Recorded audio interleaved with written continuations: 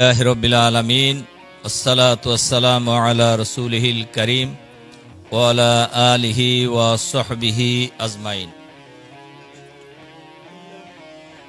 সম্মানিত সভাপতি, প্রধান অতিথি, অতিথিবৃন্দ, শহীদ পরিবারের সদস্য ভাই বোনেরা, সাংবাদিক বন্ধুগণ, সুধীমণ্ডলী, আসসালামু আলাইকুম ওয়া রাহমাতুল্লাহি ওয়া বারাকাতুহু।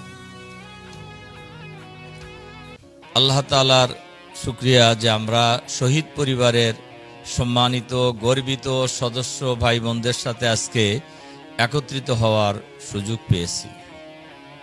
প্রধান অতিথি মূল কথা বলবেন। আমাদের ভাইরা জীবন দিয়েছেন, রক্ত দিয়েছেন, শহীদ হয়েছেন।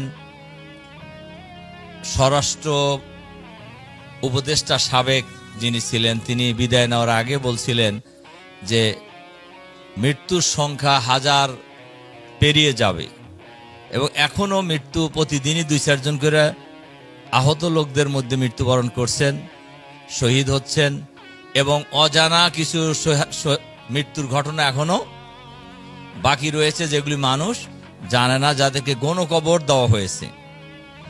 এবং এটাকে শুধু হত্যাকাণ্ড বললে ভুল হবে, গণহত্যা চালানো হয়েছে এবং যে মহিলা পালায়া গেল এর নির্দেশেই ওই হত্যাকাণ্ডগুলি হয়েছে এবং পরিকল্পিত হত্যাকাণ্ড। ক্ষমতার নেশা তাকে এমন ভাবে পেয়ে বসছিল, গোটা 17 কোটি মানুষকেও যদি হত্যা করে তিনি ক্ষমতায় থাকতে পারেন, প্রধানমন্ত্রী থাকতে পারেন, এটা ছিল তার পরিকল্পনা।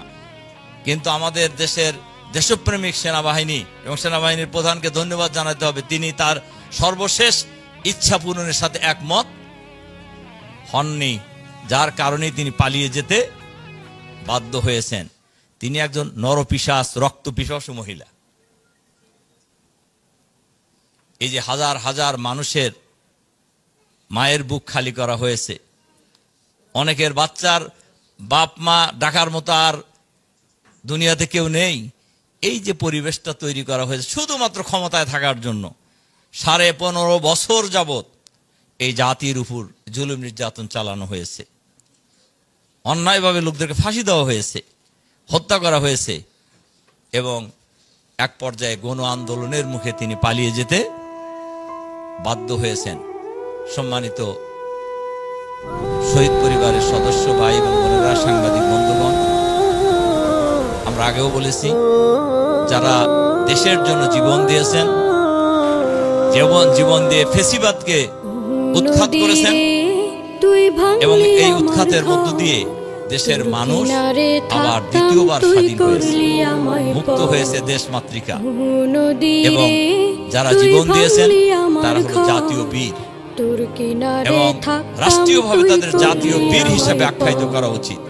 এবং আমরা সরকারের কাছে দাবি জানিয়েছি, আগেও আমাদের আমিরে জামাতে দাবি জানিয়েছেন, আমরাও সবসময় দাবি আমরা জানিয়ে যাব এবং আমি দৃঢ়ভাবে বিশ্বাস করি এই সকল খুনিদের অবশ্যই বিচার হবে বাংলাদেশের মাটিতে, ইনশাআল্লাহ। এই বিচার কেউ ঠেকাতে পারবে না, ইনশাআল্লাহ। শহীদ পরিবারের জন্য আপনারা অনেকেই বলেছেন আল্লাহই শহীদ পরিবারের অভিভাবক, আল্লাহই হবে শহীদ পরিবারের অভিভাবক। আল্লাহ তাআলার পক্ষ থেকে, আল্লাহ রাসূলের পক্ষ থেকে শহীদ পরিবার এবং শহীদদের জন্য দুটো সুসংবাদ। একটা হলো ওয়ালা ইয়াহসাবান্নাল্লাযিনা কুতিলু ফি সাবিলিল্লাহি আমওয়াত বাল আহইয়াউ ইনদা রাব্বিহিম ইরযাকুন। যারা আল্লাহর দ্বীনের জন্য জীবন দেয়, দেশের জন্য জীবন দেয়, তোমরা তাদেরকে মৃত্যু বলো না, তারা আসলে জীবিত এবং তারা তাদের রবের পক্ষ থেকে রিজিক পেতে থাকে। যারা এই জীবন দিয়েছেন আমরা বিশ্বাস করি এরা শহীদ, এদেরকে আল্লাহ তাআলা মৃত্যু বলতে নিষেধ করেছেন এবং এরা তাদের রবের পক্ষ থেকে রিজিক পেতে থাকে।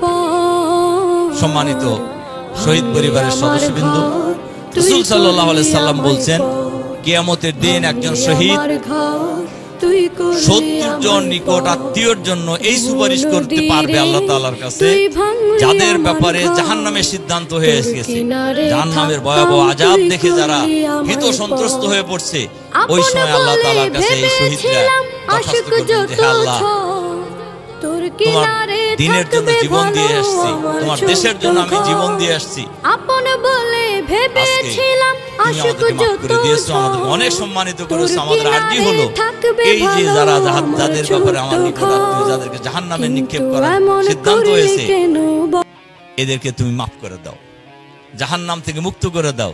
রাসূল সাল্লাল্লাহু আলাইহি সাল্লাম বলছেন এরকম 70 জন নিকট আত্মীয়কে আল্লাহ তাআলা মাফ করে দিবেন এবং তারাও এই শহীদের সাথে একসাথে জান্নাতে যাবে। সুবহানাল্লাহ। সুতরাং একজন শহীদের জন্য বিরাট খবর। এজন্য আমি আল্লাহ তাআলার কাছে দোয়া করি আল্লাহ তাআলা যেন তাদের শাহাদাতকে কবুল করে নেন এবং শহীদের আত্মীয় স্বজন হিসেবে আল্লাহ তাআলা যেন আপনাদেরকে দুনিয়া এবং আখিরাতে উভয় জগতে যেন মর্যাদা দান করেন। আর এই হত্যাকাণ্ডের সাথে যারা জড়িত এদের সকলের আমরা বিচার চাই এবং বিচার হবে ইনশাআল্লাহ। এই প্রত্যাশা রেখে আগামী দিনে এই দেশটাকে একটা সুন্দর দেশ হিসেবে গড়ে তোলার প্রত্যাশা রেখে আমি আমার কথা এখানে শেষ করছি। আল্লাহ হাফেজ। আসসালামু আলাইকুম।